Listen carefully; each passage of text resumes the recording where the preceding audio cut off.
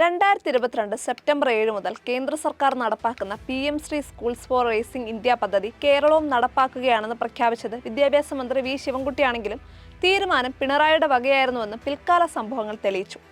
ഇടതുമുന്നണിയിലെ രണ്ടാം കക്ഷിയായ CPI നഖശിഖാന്തം എതിർത്തിട്ടും CPMന്റെ ദേശീയ secretary MA baby പോലും ആശങ്ക പ്രകടിപ്പിച്ചിട്ടും കേരളത്തിന്റെ പൊതുവിദ്യാഭ്യാസ സെക്രട്ടറി K വാസുകി ഡൽഹിയിൽ ഇത് സംബന്ധിച്ച ധാരണാപത്രം ഒപ്പിട്ടത് അതുകൊണ്ട് മാത്രമാണ്. ഇടതുമുന്നണിയിൽ പിണറായി എടുക്കുന്ന തീരുമാനം ആരെതിർത്താലും നടപ്പാക്കിയിരിക്കുമെന്ന് ഒരിക്കൽ കൂടി തെളിഞ്ഞിരിക്കുന്നു. പ്രധാനമന്ത്രി മോദിയും പിണറായിയും തമ്മിൽ ഉണ്ടാക്കിയ കരാറുകളുടെ ഫലമാണ് ഈ നയമാറ്റമെന്ന് ചിത്രീകരിക്കപ്പെടുമ്പോഴും ദേശീയ വിദ്യാഭ്യാസ നയത്തോടുള്ള രാഷ്ട്രീയമായ എതിർപ്പ് മൂലം കേരളത്തിലെ വിദ്യാർത്ഥികൾക്ക് ലഭിക്കേണ്ട 1500 കോടി രൂപയുടെ കേന്ദ്ര സഹായം പാഴാക്കേണ്ടതുണ്ടോ എന്ന ചോദ്യം പ്രസക്തമായി. പ്രതിപക്ഷത്തും ഇക്കാര്യത്തിൽ അഭിപ്രായ ഭിന്നതയുണ്ട്. പ്രതിപക്ഷ നേതാവ് VD സതീശൻ അനുകൂലിക്കുമ്പോൾ KC വേണുഗോപാൽ എതിർക്കുന്നു. ഇന്ത്യയിലെ വിദ്യാലയങ്ങളിൽ നടപ്പാക്കുന്ന 27,360 കോടി രൂപയുടെ വിദ്യാഭ്യാസ നവീകരണ പദ്ധതിയാണ് PM ശ്രീ. 2022-23 മുതൽ 2026-27 വരെയാണ് പദ്ധതിയുടെ കാലാവധി. 2026-27 ശേഷം പദ്ധതിയുടെ മുഴുവൻ ചെലവും സംസ്ഥാനത്തിനാണ്. ഇപ്പോൾ ചെലവിന്റെ 60% കേന്ദ്രവും 40% സംസ്ഥാനവും വഹിക്കും. അതായത് കേന്ദ്രം ഈ ഇനത്തിൽ 18,128 കോടി രൂപ വിതരണം ചെയ്യുന്നു. ഈ ഇനത്തിൽ കേരളത്തിന് ലഭിക്കാവുന്നത് 1,500 കോടിയോളം രൂപയാണ്. വിദ്യാഭ്യാസ മന്ത്രി പറഞ്ഞത് 1,466 കോടി രൂപ കിട്ടാനുണ്ടെന്നാണ്. ഈ തുകയുടെ മുഴുവൻ ഭാഗവും PM ശ്രീ പദ്ധതിയുടേതല്ല. ഈ പദ്ധതി നടപ്പാക്കാത്തത് മൂലം കേന്ദ്രം തടഞ്ഞു വെച്ചിരിക്കുന്ന സമഗ്ര ശിക്ഷാ പദ്ധതിയുടേതാണ്. സുപ്രീം കോടതി വിധിയിലൂടെ തമിഴ്നാട് PM ശ്രീ പദ്ധതി നടപ്പാക്കാതെ തന്നെ സമഗ്ര ശിക്ഷാ പദ്ധതിയുടെ 700 കോടി രൂപ കേന്ദ്രത്തിൽ നിന്ന് നേടി. അതുപോലെ കേരളത്തിലും ശ്രമിക്കാവുന്നതാണ് എന്ന് ദേശീയ വിദ്യാഭ്യാസ നയത്തെ എതിർക്കുന്നവർ ചൂണ്ടിക്കാണിക്കുന്നു. എന്നാൽ വെറുതെ സമയം കളയുന്ന പരിപാടിയാണ് നിയമയുദ്ധമെന്നാണ് ഉദ്യോഗസ്ഥരുടെ പക്ഷം. സമഗ്ര ശിക്ഷയിൽ 2,152 കോടി രൂപയുടെ ഫണ്ടാണ് തമിഴ്നാടിന് കിട്ടാനുള്ളത്. കോടതി വിധി മൂലം കിട്ടിയത് 700 കോടി മാത്രമാണ്. കേരളവും തമിഴ്നാടും പശ്ചിമ ബംഗാളും ഒഴികെയുള്ള എല്ലാ സംസ്ഥാനങ്ങളും കേന്ദ്രഭരണ പ്രദേശങ്ങളും നടപ്പാക്കിയ പദ്ധതിയാണ് PM ശ്രീ. ഇന്ത്യയിലെ 670 ജില്ലകളിലെ 12,400 വിദ്യാലയങ്ങളിൽ പദ്ധതി നടപ്പാക്കുന്നു.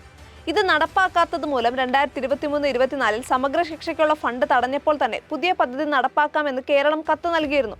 എന്നാൽ ധാരണാപത്രം ഒപ്പിടാത്തതിന്റെ പേരിൽ കേന്ദ്രം സഹായം തടഞ്ഞു. വിദ്യാലയങ്ങളിൽ അടിസ്ഥാന സൗകര്യങ്ങൾ ഉണ്ടാക്കുക, മാനവ വിഭവശേഷി വികസനം, സ്കൂൾ ലീഡർഷിപ്പ്, സ്കൂളിന്റെ മാനേജ്മെന്റ് മോണിറ്ററിംഗ്, ഉപഭോക്താക്കളുടെ സംതൃപ്തി, കരിക്കുലം, പെഡഗോഗി, ജെൻഡർ ഇക്വാലിറ്റി തുടങ്ങിയവയ്ക്കാണ് പണം നൽകുന്നത്. ഈ മേഖലകളിൽ കേരളം അല്ലാതെ തന്നെ വലിയ പുരോഗതി കൈവരിച്ചിട്ടുണ്ട്. 40,000 സ്മാർട്ട് ക്ലാസ് റൂമുകൾ ഇപ്പോൾ തന്നെ ഉണ്ടെന്ന് വിദ്യാഭ്യാസ മന്ത്രി പറഞ്ഞു.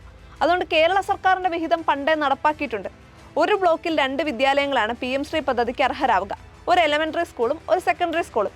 കേരളത്തിൽ 336 സ്കൂളുകൾക്ക് പദ്ധതിയുടെ പ്രയോജനം ലഭിക്കാം. ഇപ്പോൾ കേരളത്തിലുള്ള 33 കേന്ദ്രീയ വിദ്യാലയങ്ങളിലും 14 നവോദയ സ്കൂളുകളിലും ഈ സഹായം ലഭിക്കുന്നുണ്ട്. പദ്ധതി നടപ്പാക്കുമ്പോൾ 2020 കേന്ദ്ര വിദ്യാഭ്യാസ നയം നടപ്പാക്കേണ്ടി വരും. ദീർഘകാലമായി നിലനിന്ന 10+2 രീതി മാറി 5+3+3+4 ആണ് പുതിയ പദ്ധതി. ഇതിനപ്പുറം എന്ത് വ്യത്യാസമാണ് ദേശീയ നയത്തിൽ എതിർക്കപ്പെടേണ്ടതായുള്ളതെന്ന് വ്യക്തമല്ല. വിദ്യാഭ്യാസ മേഖലയെ കാവ്യവൽക്കരിക്കുമെന്നാണ് പൊതുവെ പറയുന്നത്. കേരളത്തിലെ ആരോഗ്യ വകുപ്പിലും കൃഷി വകുപ്പിലും ഉന്നത വിദ്യാഭ്യാസ വകുപ്പിലും കേന്ദ്ര പദ്ധതികൾ നടപ്പാക്കുമ്പോൾ എന്തിന് പൊതുവിദ്യാഭ്യാസ വകുപ്പ് മാത്രം മാറി നിൽക്കണമെന്നാണ് ശിവൻകുട്ടിയുടെ ചോദ്യം. കേന്ദ്രത്തിൽ നിന്ന് തുക വാങ്ങി വകമാറ്റി ചെലവാക്കാൻ ഉദ്ദേശിച്ചാകും ഇക്കാര്യത്തിലും വെപ്രാളം കാണിക്കുന്നത്. കൃഷി വകുപ്പിൽ അങ്ങനെ ചെയ്തത് പുറത്തറിഞ്ഞതിനാണ് കൃഷി വകുപ്പ് സെക്രട്ടറി Dr. B. അശോകന് അപ്രീതി നേരിടേണ്ടി വന്നത്. ശിവൻകുട്ടിയുടെ മനസ്സുമാറ്റം ഇടതുമുന്നണിയിൽ വിഷയമായി. CPI ഈ തീരുമാനത്തെ രൂക്ഷമായി എതിർത്തു. CPMനും മറ്റ് ഘടകകക്ഷികൾക്കും എതിർപ്പില്ല. അതുകൊണ്ട് മുന്നണി മര്യാദ അനുസരിച്ച് CPI ശിവൻകുട്ടിയുടെ മനസ്സുമാറ്റത്തെ അംഗീകരിക്കേണ്ടതാണ്. എങ്കിലും CPIയുടെ പ്രതിഷേധത്തെ CPM സംസ്ഥാന സെക്രട്ടറി വല്ലാതെ അങ്ങ് പുച്ഛിച്ചത് CPIയെ വേദനിപ്പിച്ചു. ഏത് CPI എന്നാണ് ഗോവിന്ദൻ ചോദിച്ചത്. CPM അഖിലേന്ത്യാ സെക്രട്ടറി MA ബേബി വിഷയത്തിൽ ഇടപെട്ടത് ഗൂഢലക്ഷ്യങ്ങളോടെയാണെന്ന വ്യാഖ്യാനം ഉണ്ടായിട്ടുണ്ട്. പിണറായിയുടെ കയ്യിൽ നിന്ന് പാർട്ടി പിടിച്ചെടുക്കാൻ ബേബി നടത്തുന്ന നീക്കത്തിന്റെ ഭാഗം എന്ന് വരെയാണ് വ്യാഖ്യാനം. മന്ത്രിസഭാ യോഗത്തിൽ CPI മന്ത്രിമാർ എതിർപ്പ് പ്രകടിപ്പിച്ചു.